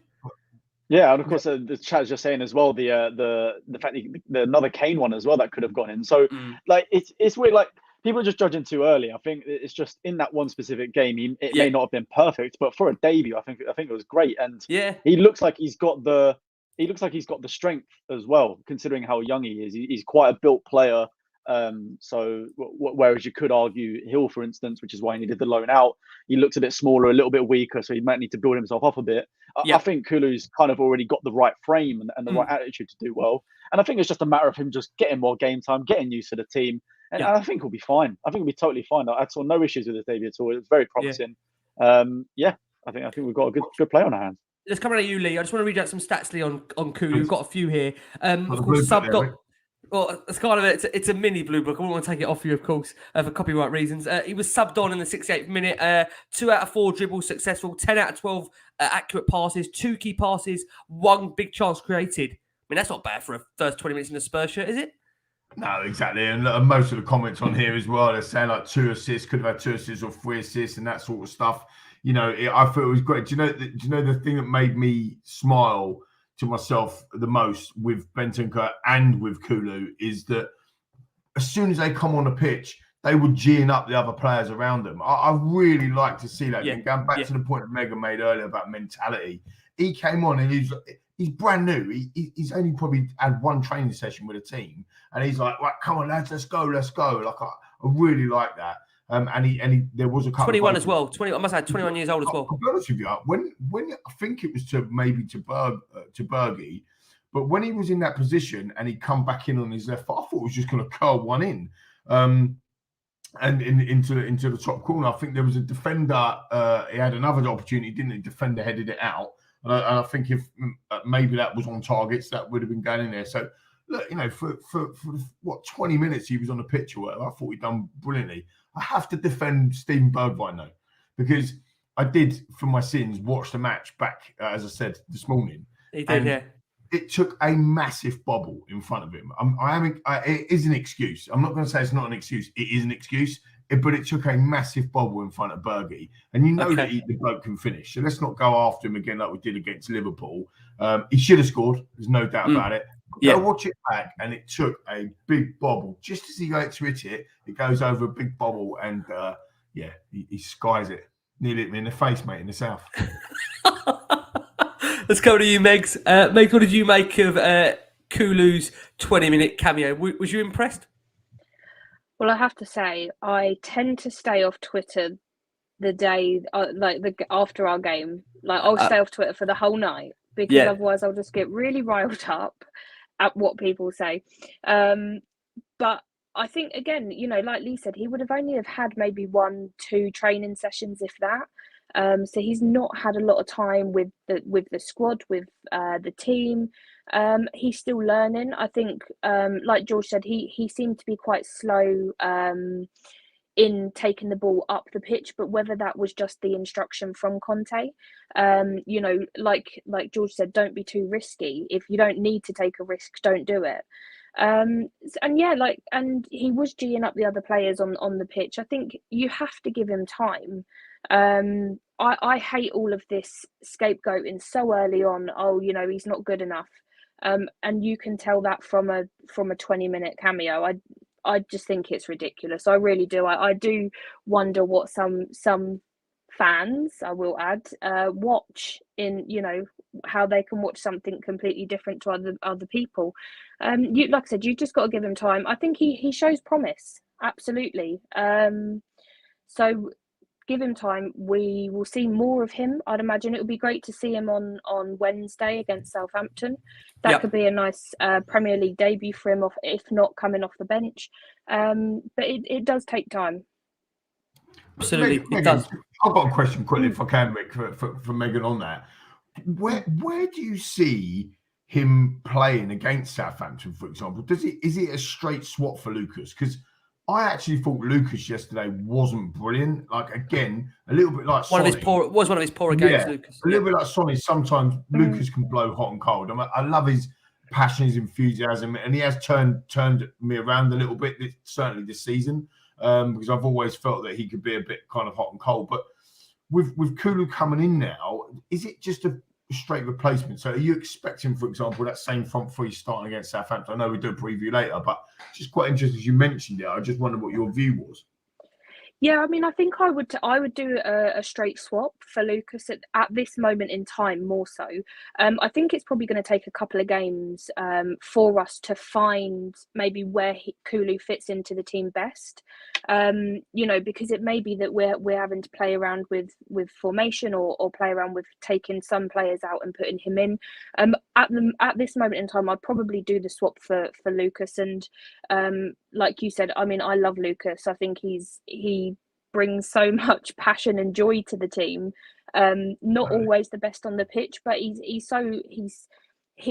the guy that writes coys 20 times on Twitter. Who can't love him? But actually, what I'd say about Kulu and the way that people judge the players too soon. I remember reading, I can't remember whose book it was now, and Gareth Bale. The jinx of Gareth Bale when he joined, what was it, maybe 24 games? 25, I think it's 25 games. 25. And look how he turned out. So if that isn't proof that you have to give players time, I don't know what is. Absolutely, I totally agree. Some people will still say that we haven't given Tunga Ndombele enough time. Oh, don't. I can hear Jason smashing walls up with that comment there. Let's come back round to you, George. Let's discuss the second of our debutants. And that, of course, is Rodrigo Bentancur. Yes. Listen, I think you touched on it earlier, George. Some lovely, superb quick feet at one point there, which I know Spurs have obviously put out, of course, on Twitter and across their platforms. And he said after the game that into the next round, happy to make my debut for Spurs and thanks for all the amazing support. And I must say, being there in that West, watching them, of course, coming on, full credit to supporters. They were given a wonderful reception, both of the players. And it's funny because we know in Italy that, of course, the stadiums aren't always full. I think they're going to absolutely love, coming at home and even away games. Just the Premier League is a different league to any league in the world. The passion is unrivaled. And, as Spurs fans, whatever people think about what's on Twitter, when you're in that stadium, the backing you get, I've always said this, there's no other fan base. Spurs fans are always loyal. Some of us, we used to clap at a boy or just to run. So, again, no one can criticise us Spurs fans when it comes to loyalty. George, what did you make overall of Rodrigo's debut? Yeah, Ricky, I think you had a great performance yesterday when you Thanks, came mate. on. No, on a real note. Can I say, I'm just worried, George, at some point when he has a horrendous game, I'll have to go into mass hiding. At the moment, it's easy, but when he does it, you might have to like shave the beard a bit more. I will have to like completely have to go for a skinhead, would I, after this? Go for an Eric Dyer and just a little proper buzz cut. But no, I think look, he impressed me massively. Obviously, it was a fairly short cameo, but what I find quite striking about it was that he just looked so comfortable when he came on already. Like I totally agree. It fit like a glove. Like he came into that midfield, pretty much dominated it. He looks like such a silky central midfielder as well. Not like so technical in a case like that when Ndombele might have been on the ball, but just a little bit more so than the likes of Højbjerg, and you feel like he can kind of get around a lot of players. And I mean, dare I say it, on his way, obviously it's very, very, very early days, but on his way to potentially being that Dembele replacement, because that's the sort of player he sort of was as well. Sort of in that central midfield, people couldn't really get the ball off of him, coming around him. I think Rodrigo Bentancur has those sort of characteristics about him, and the fact he just came on and just kind of took the game with ease, it's great. And I mean, I don't know if he'll start in midweek. I mean, I'd love to see him have more minutes, maybe at halftime, at least 45. But no, there's definitely a promising player, and especially with the way Conte plays, like his centre mids don't need to necessarily be flashy or whatever. They just have to do the work that he sets them to do, and he kind of just literally just strikes me as that sort of player that will just get on with it, do exactly what we want, and just play well. So yeah, man, I'm really looking forward to see how he progresses throughout the season. Absolutely. Yeah, absolutely. Good evening to Arsenal for Life that are in the comments. I have no idea why Arsenal for Life is watching this channel. They are at the FA Cup League. Like obviously he or she must love Tottenham. Must love it. They're all good with it. You know you want to be the Spurs. Obsessed and rattled. Let's come over to let's go over to you, Lee, before we go to Megan. Lee, we've got a question here from Darren Blake 84 who says Bentancur looks like it will hit the floor running and looks a real talent. Looking at Kulu, I think he's going to need some time, but a few flashes last night definitely gives me optimistic what both could be in the upcoming games. Lee, thoughts for you on Rodrigo? How do you think he did? Well, I think you did really well, mate, to be fair, really well. And I know you can't get a lot of these kind of, YouTube compilations like we all like to get excited about, but I'll be honest with you, I did watch it. It was 10 minutes. And I think he looked outstanding on the compilation. And then, yes, it was only a small period of time he was on the pitch, but you can tell that he's going to get the ball, he's going to go forward. You can tell he's going to nick the ball. The timing of his tackling is there. I thought he was very good. I was very excited to see him on the pitch, I have to be honest with you. So I mean, I hope that I made a cheeky comment actually when somebody said on a couple of shows ago where will Kulu and Bentancur play, and I said on the bench. Actually, I actually think he's going to be a starter. Oh, Meg, look at that! I know, beautiful. I'm so sorry. I know, it's your doggy. Look, it's brilliant. And I think he's going to be. I think he's going to be superb, to be honest. So really looking forward to seeing more of him. Definitely one for the watching audience rather than our audio listeners. They won't understand what's happening here. Meg just brought her dog. Sorry. Megan's beautiful dog. Is it boy or girl? What's his name, Meg? She's called Lily, after Lily White. Of course, Lily White. So we've got Lily White. Megan's beautiful dog is on the show with us tonight. John Wenham would be very proud. John would be very proud indeed. Again, just on both those players, just to sum up, obviously summarising Kulusevski, obviously teed up Bergwijn with that simple chance in the 83rd minute. I think what come out of that for me, that some of the performance, it does seem that he's very left-footed, which isn't necessarily a bad thing, but it does mean he'll always cut in from the right. But again, a bright cameo for him. On Rodrigo Bentancur, he did pick up a yellow card, which apparently he often does, so maybe one to watch out on. But he looks ever so composed on the ball. Meg, we did have a comment on here I'm going to try and find. Nino says, do you think Bentancur and Kulu have that swagger because they came from a big team like Juventus, unlike other Tottenham transfers from smaller teams? I mean, to be fair, we've had some... I think recently we have signed from bigger teams, maybe apart from Romero, but, Ndombele came from Lyon, another good side. What do you think, Meg? Do you reckon they'll both hit the ground running? I really hope so. I mean, we obviously saw a lot of promise yesterday, but again, as a Spurs fan, you try not to get too ahead of yourself. We've got to see them, starting games and be in the team a bit more. But Bentancur yesterday, I mean, 20 minutes. If you display what he did in 20 minutes, you will automatically think. Sorry. Get down, dog. Trying to kiss me, God. Beauty of doing it live is always great. You never know what's going to come up. Honestly, yeah. So I do think he showed some really positive signs. Like George said, he's such a silky midfielder. There's that term of a Rolls-Royce defender, but I think he's a Rolls-Royce midfielder with how he played yesterday. Really, really, really good. And I can only think that it's positive. I mean, Conte's happy with them. I think they'll fit in nicely, and I think it does also give a bit of competition for those midfielders that could become a little bit too complacent over time. So that's really important. I think when a player does have competition, that helps raise their game. So it's a really positive for us.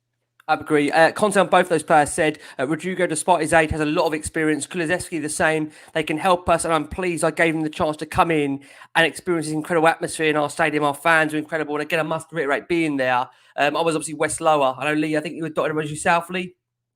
I think Lee was around the South. Yeah. I mean, again, I know some of the guys are here as well. I think George was there, Megs, and I mean, I got to say the atmosphere in that stadium when they both came on, it was such a brilliant reception. That I mean, if I was one of them, you would have just felt immediately lifted because it was such a wonderful atmosphere. So credit to those guys.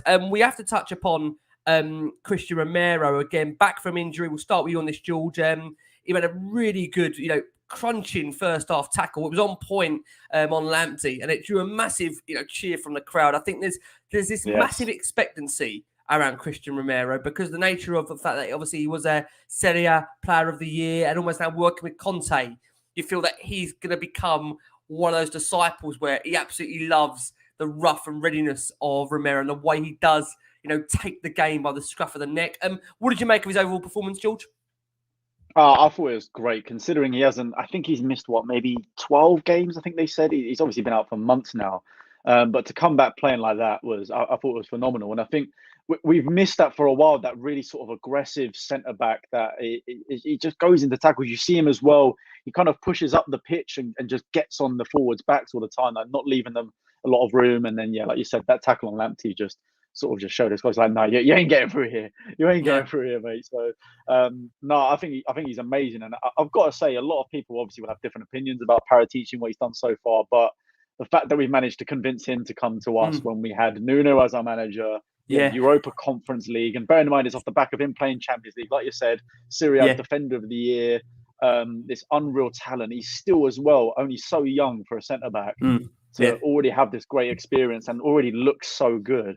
The fact he's not even anywhere near his peak yet, I think we've got a serious player on our hands. And I think in the next 5 years could easily be one of the best in the Premier League, if not Europe. So I'm so excited with him. I think we just need to add to that now in the summer. George, do you think that he is, and it's going to sound a bit weird because obviously he's been injured. He's actually only played 2 times under Conte, which is crazy. That's insane itself, isn't it? Really, when you think about that. Insane. So it is like almost a classic but new signing. But George, do you think that he is could be like our Virgil van Dijk? Potentially, yeah. I think so. I think he's definitely got good leadership about him as well in that back line. And like you said, Lee, I remember earlier you saying about him being in the middle, which you normally expect him out right. I do think when Dyer comes back, he'll be moved back into the right centre back just because of Dyer's best abilities himself is him being in the middle. But we all know, like from when we saw Romero play there before, he can easily do it, and he's used to playing in a back three with Atalanta anyway. So I think he'll do perfectly fine there regardless.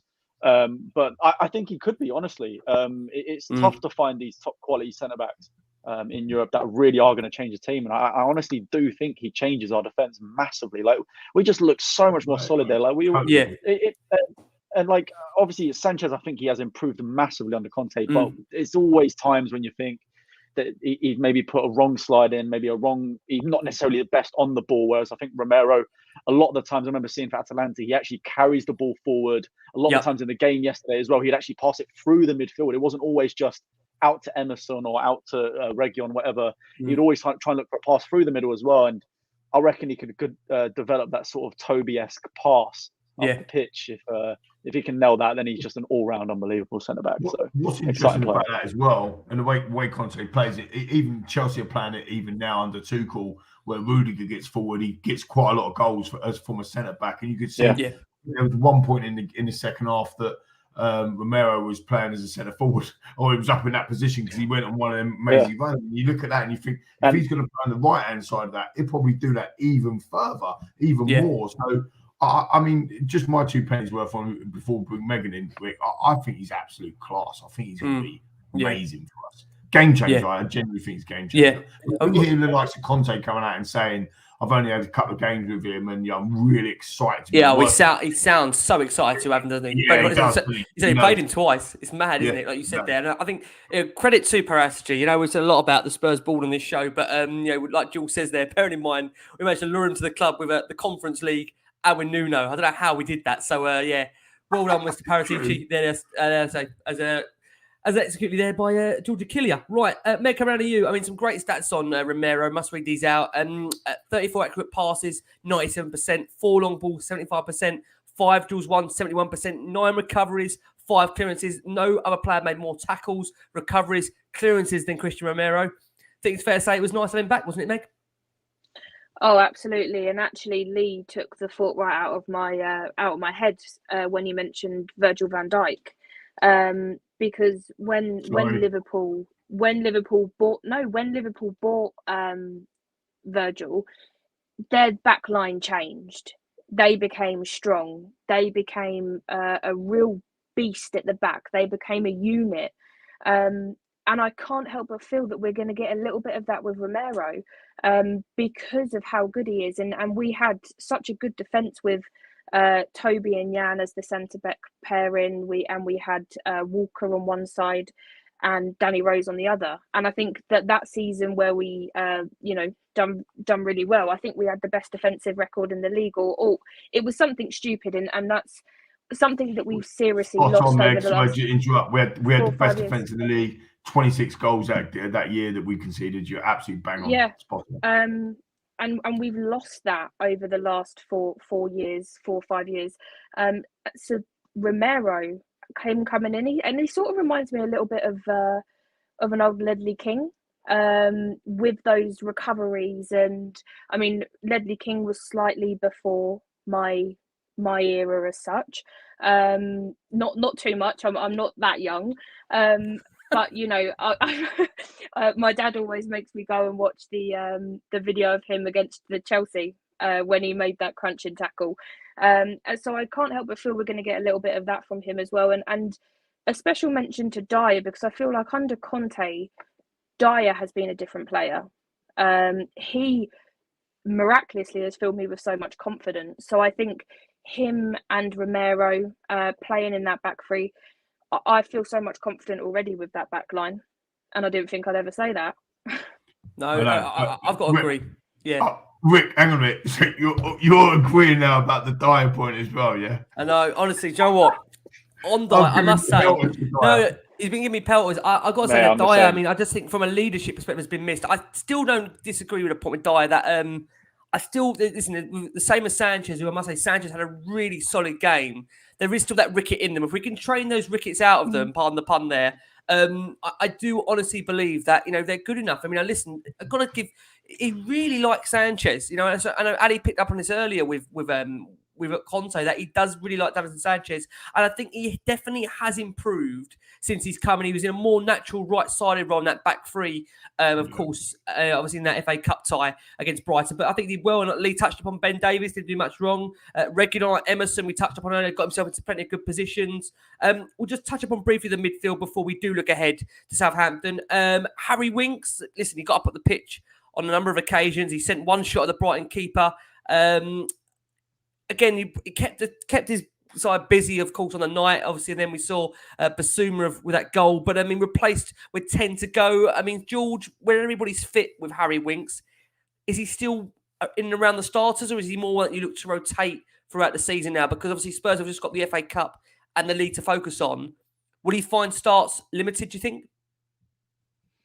I mean, I'll be the first to admit as well, like with maybe the likes of Dyer and Sanchez, and Winks is one of those players that I said last year 100% I didn't want to see at the club, because I just feel like he just didn't fit any system we were playing under Mourinho, and he hadn't been looking good for a while. But I've got to give him credit massively, and I think it's definitely down to Conte. He's sort of just revitalized him somehow, and he's looked so much better since Conte's come in.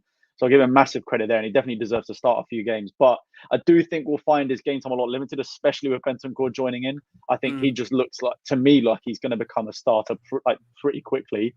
Whether he's going to replace Højbjerg a bit, because in my opinion, Højbjerg last season was one of our best, if not our best players. Yeah, totally agree. Yet this year, I don't know if he's just been overrun because of the Euros and playing 90 minutes every week for Spurs. He doesn't quite seem the same player.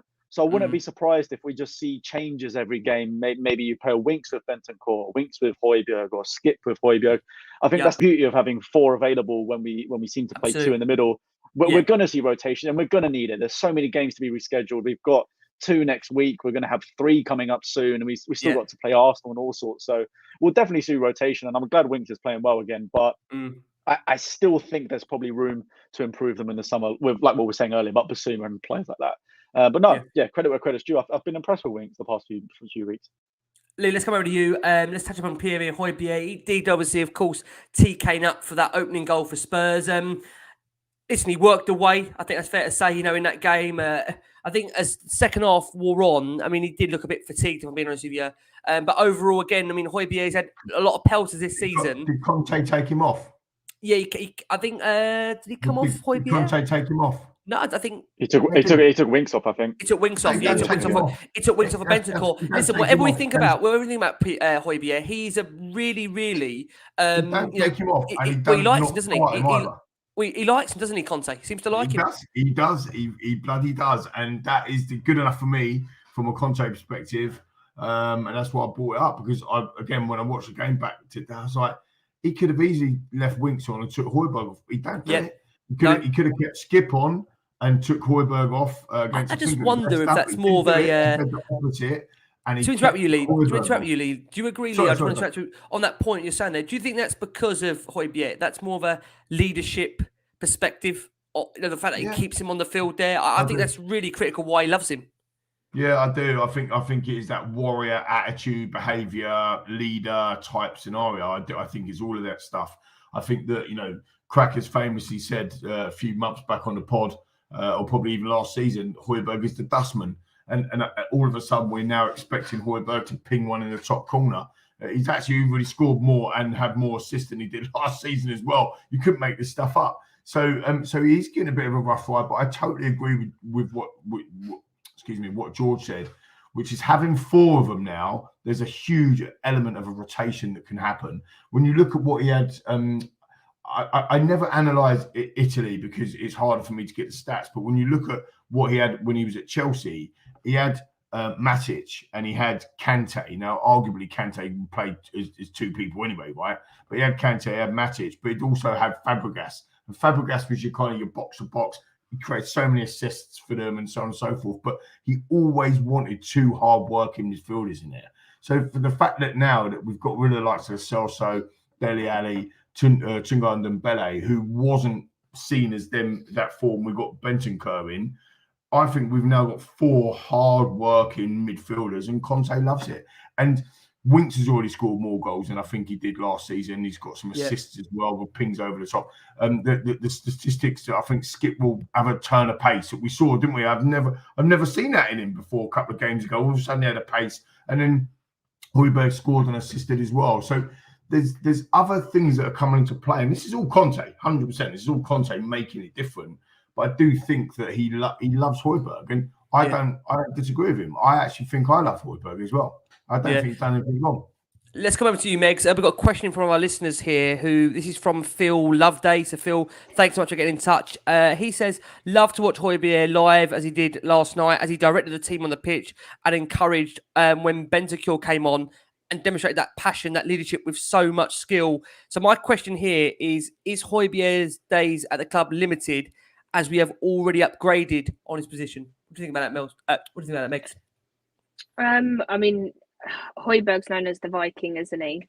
Because he is that warrior. He is that passionate player, and I really do like Højbjerg. I see a lot of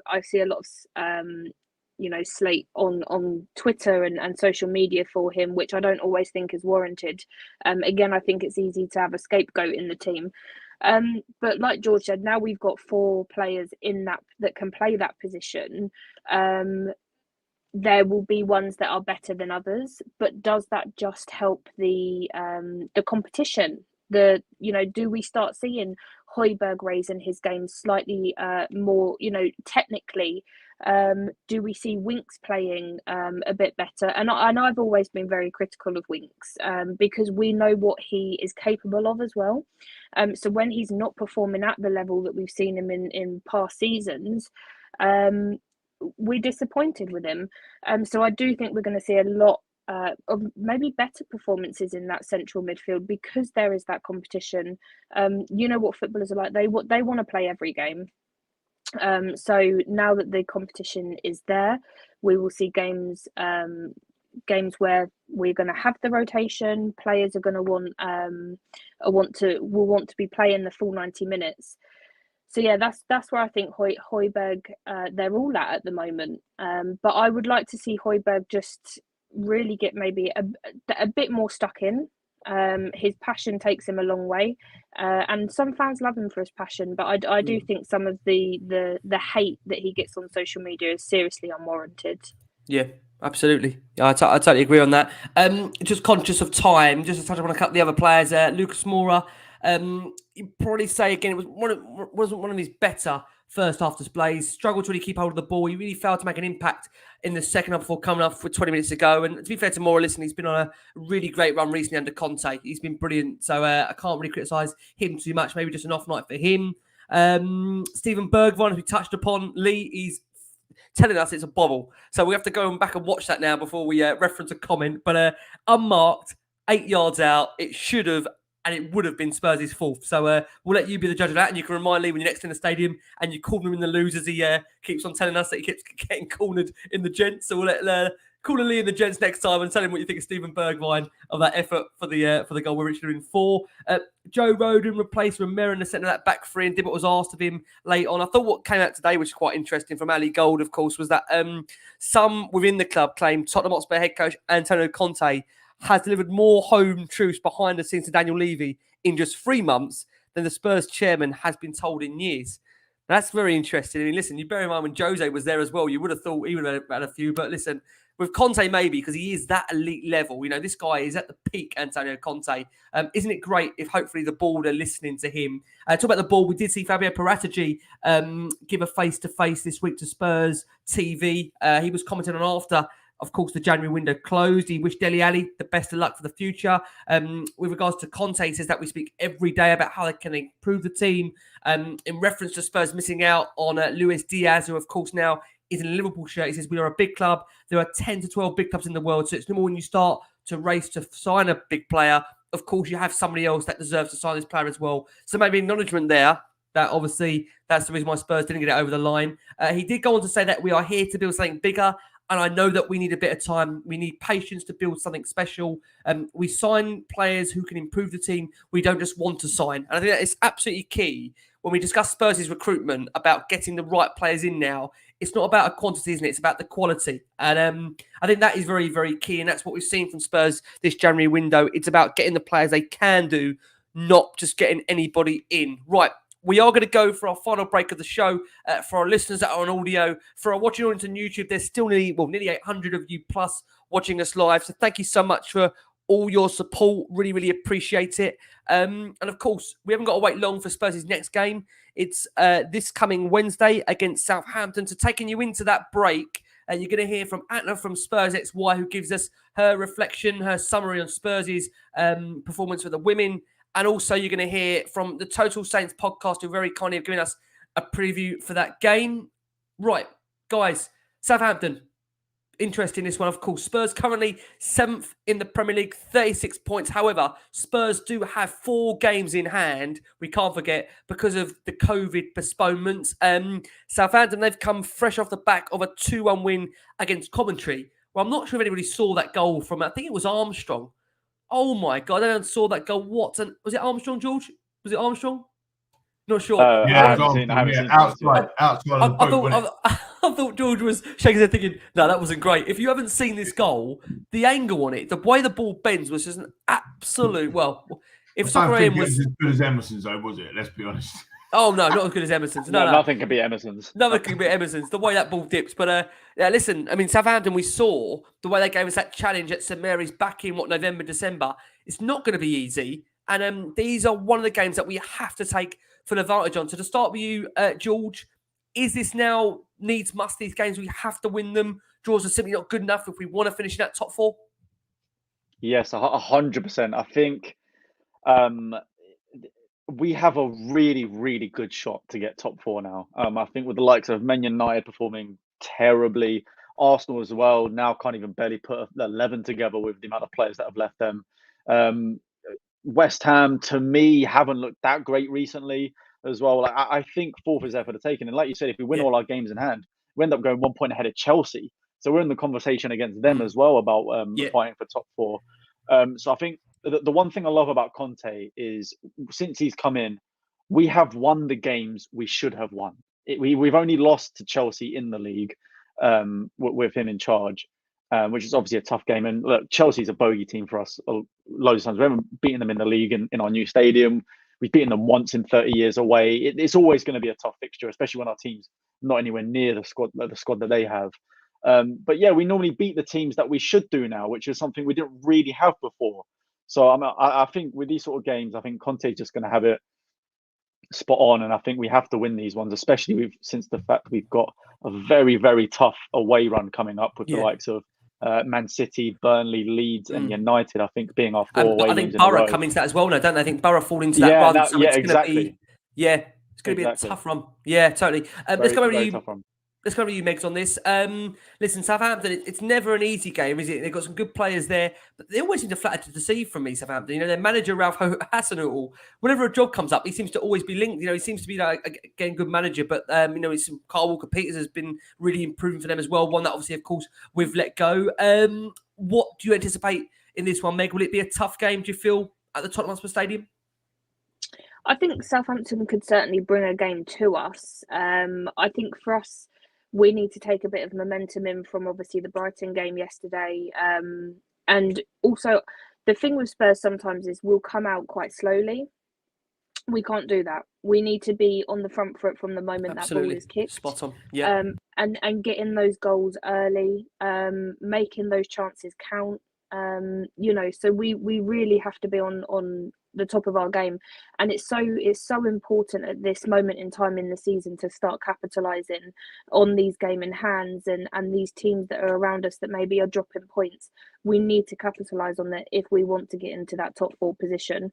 And like George said, you know, we've got 4 games in hand. If we win all of those, we're a point above Chelsea or behind Chelsea.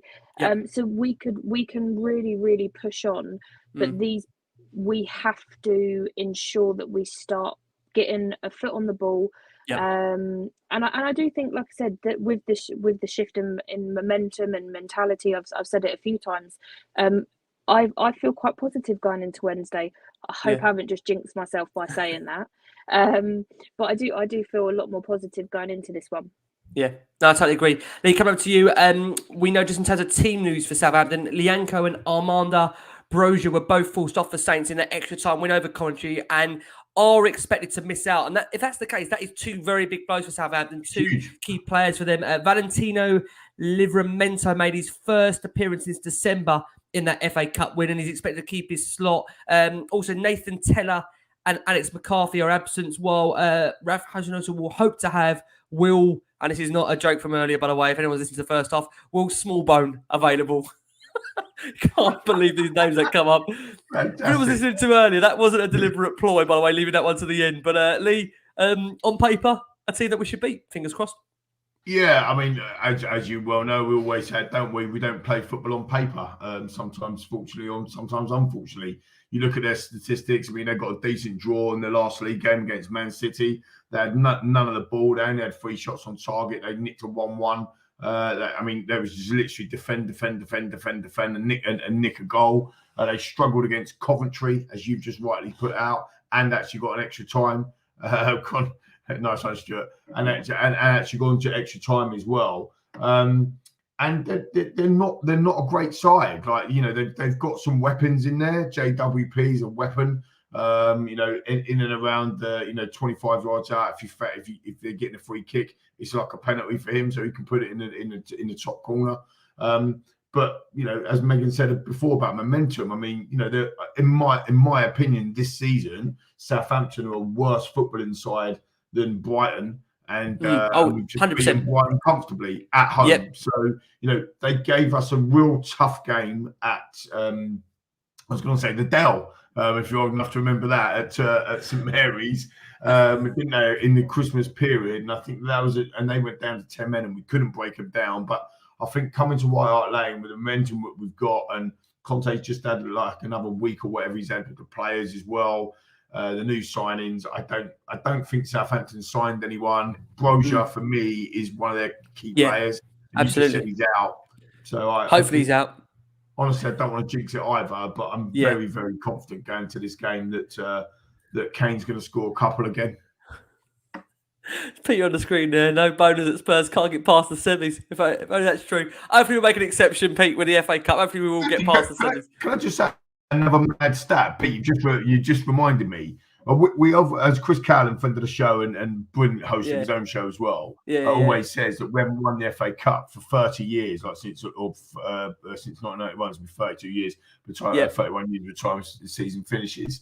But in that time, we've actually had 8 semi-finals. It's mad. Amazing, isn't it? That is bonus amazing. stats incoming here. That's another one from Lee McQueen throwing your way. 8 semis. Good bonus stat, but you know, it's just mad, isn't it? 8 semis that we haven't won. Surely, that's got to turn around.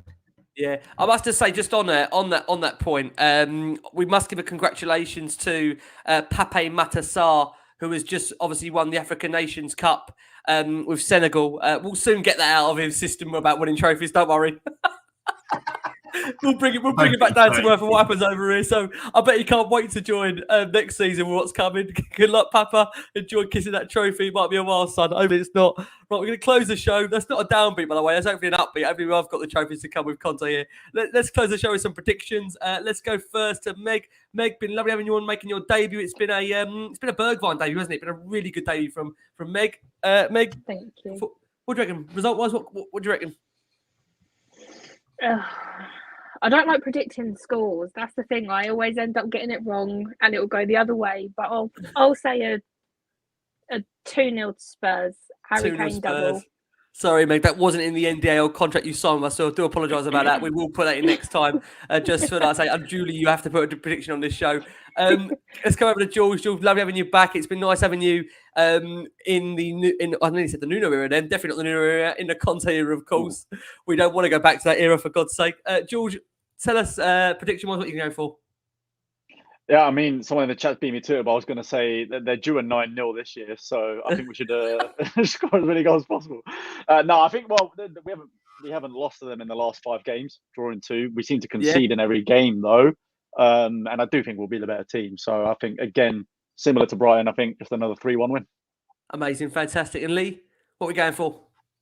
I'm going for. I do think we concede. I think it really all depends on how we start. If we score in the first 8-9 minutes, I think we go 4-1. So I'm going 4-1 Spurs. I'm the same with Meg. I think Kane will get 2. I think Sonny might well be on the score sheet as well this week. So the Kane and Son show, like it was last season under Jose when we baffed them. And don't forget, I think did we go in 1-1 at half time? Or was we 2-1 down at half time when we beat Southampton at their place 5-2?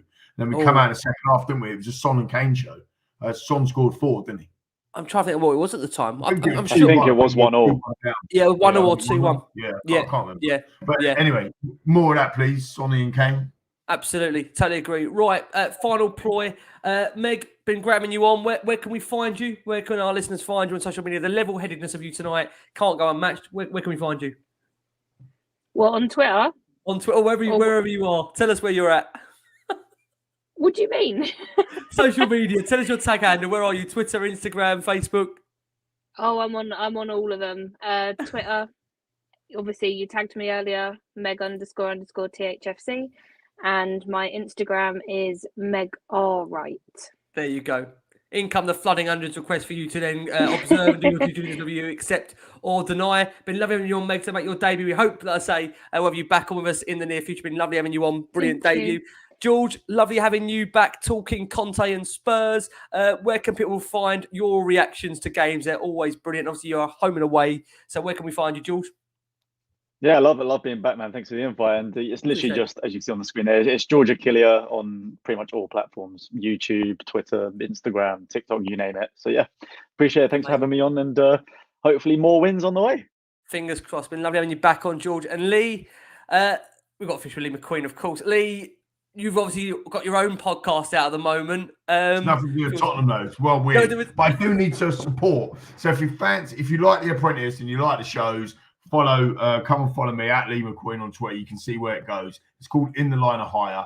I've got Thomas Skinner coming on with us live after this week's show on Friday. Brilliant. So we run on Friday morning at 8:30. Grab a coffee, cup of tea, whatever. Talk about the Apprentice show. We've had some fantastic guests on there, all winners so far. We've got all the previous winners. So if you like The Apprentice, get involved in the Line of Hire. But you can search at Lee McQueen, mate. So thanks for letting me plug that. But if you're expecting me to talk rubbish about Tottenham, I don't do that. So I only do that on this show. I must say, though, to have Lee McQueen and Tom Skinner in one room together, that sounds like be absolutely epic. But in Tom's energy level, so that will be amazing. Keep an eye out for that. We'll also be pushing it on our feed as well. Right, well, let's say brilliant show as always. Lovely having these guys on. We are back with you for instant reaction to Tottenham Hotspur against Southampton on Wednesday, so keep an eye out for that. But listen, guys, thank you as always for all your support tonight, as always. From George, from Megan, from Lee, from me, guys, please keep safe, keep well, and as always, come on you Spurs.